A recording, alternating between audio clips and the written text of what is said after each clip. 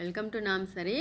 ఈరోజు నేను దోశ రాగులు జొన్నలు అలాగే మినపప్పు వేసి చేశాను. ఇలాగ వచ్చింది సూపర్గా. మనం సింపుల్గా మూడే రకాల విత్తనాలతో మనం ఈజీగా చేసుకునేటువంటి దోశ మనకి హెల్తీగా కూడా ఉంటుంది. మంచి కలర్ఫుల్గా చాలా టేస్ట్గా వచ్చింది. మరి ఫస్ట్ టైం నా వీడియో చూస్తున్నట్లయితే లైక్ చేయండి, షేర్ చేసి సబ్స్క్రైబ్ చేసుకోండి. మనం ఇందులోకి నెయ్యి వేసుకున్నా లేక మామూలుగా ఆయిల్ వేసుకున్నా చాలా బాగుంటుంది. మీరు ఇంకా కావాలనుకుంటే ఎంత పలుచగా కావాలంటే అంత పలుచగా వేసుకోవచ్చు. మంచి కలరు చాలా బాగున్నాయి. కాకపోతే నేను ఇందులోకి వేసినటువంటి రాగులు కొత్తవండి, పాతవి కాదు. పాతవి కాకుండా కొత్తవి వేసుకున్నాను. కొత్త వేసడం మూలంగా కలర్ ఈ రకంగా వచ్చింది చూడండి. ఇప్పుడు చూడండి, కొత్త రాగులు 1 కప్పు తీసుకున్నా, అలాగే 1 కప్పు జొన్నలు తీసుకున్నా, అలాగే 1 కప్పు మినపప్పు మినపప్పు తీసుకొని మొత్తం అంతా నానబెట్టేసుకున్నాను. ఒక 5 గంటలు నానిన తర్వాత నీకు చూపిస్తాను చూడండి. కావాలనుకుంటే 6-7 గంటలైనా నానబెట్టుకోవచ్చు.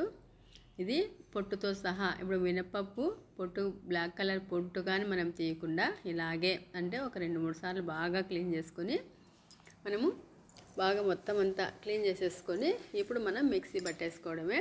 ఇందులోకి వేసినటువంటి బ్లాక్ కలర్ ఉన్నాయి కదా, పొట్టు మినపప్పు వేసాను కాబట్టి ఆ పొట్టు పోకుండా జాగ్రత్తగా మనం వాటర్ మాత్రమే పంపేసుకోవాలి. చూడండి, ఇలాగా వేసేసుకొని ఇప్పుడు ఇందులోకి నేను అటుకులు ప్లేస్లో బొరుగులు వేసుకుంటానండి. బొరుగులు అంటే మీరు మామూలుగా మరమరాలు అంటారు కదా, ఇలాగా బొరుగులు ఒకసారి వాటర్లో క్లీన్ చేసుకొని వేసుకుంటాను.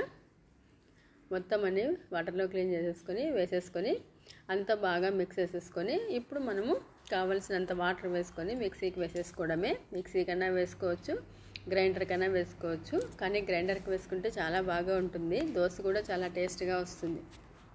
మనకి పిండి కానీ ఎక్కువగా అవుతుంది. అనుకూలంగా ఉంటే ఒకవేళ గ్రైండర్కి వేసుకోండి, మనకి సూపర్గా ఉంటుంది. టేస్ట్ కూడా మెత్తగా చాలా బాగా వస్తాయి.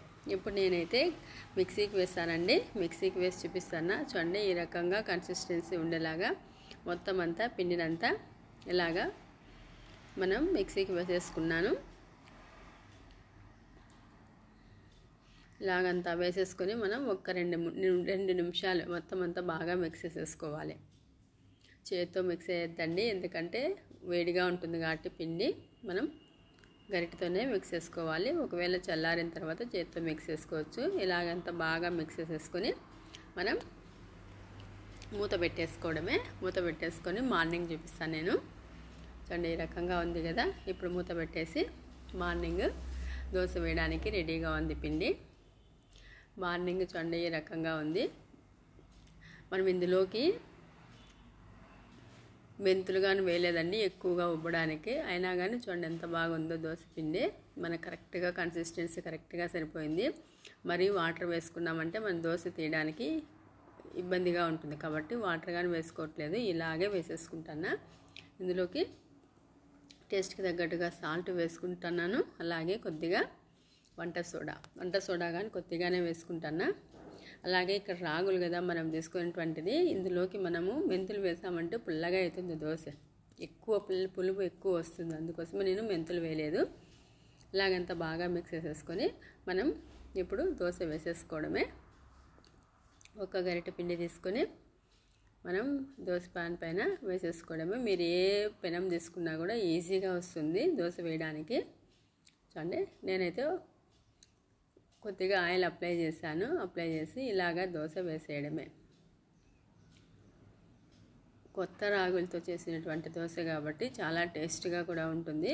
మంచి కలర్. అటు రాగులు అంటేనే దోశ నల్లగా కనిపిస్తుంది కదా, అక్కడ అటు నల్లగా కాకుండా ఇటు తెల్లగా కాకుండా చూడండి కలర్ఫుల్గా చాలా బాగుంది దోశ. ఇప్పుడు కావాలనుకుంటే మనం నెయ్యి అయినా వేసుకోవచ్చు, లేదా ఆయిల్ అయినా వేసుకోవచ్చు. ఇంకా కాస్త నేనైతే కొద్దిగా నెయ్యి అప్లై చేశాను. ఇప్పుడు రెండో వైపు టర్న్ చేసుకొని రెండో వైపు కాల్చుకోవడమే. చూడండి కలర్ఫుల్గా చాలా బాగుందండి దోశ అయితే. టేస్ట్ కూడా చాలా బాగుంది. కొత్త రాగులతో చేసినటువంటి దోశ చాలా చాలా టేస్ట్గా కూడా ఉంటుంది. ముద్దకైనా కూడా ఆ రాగులు చాలా బాగుంటాయి. మరి నా వీడియో నచ్చితే లైక్ చేయండి, షేర్ చేసి సబ్స్క్రైబ్ చేసుకోండి.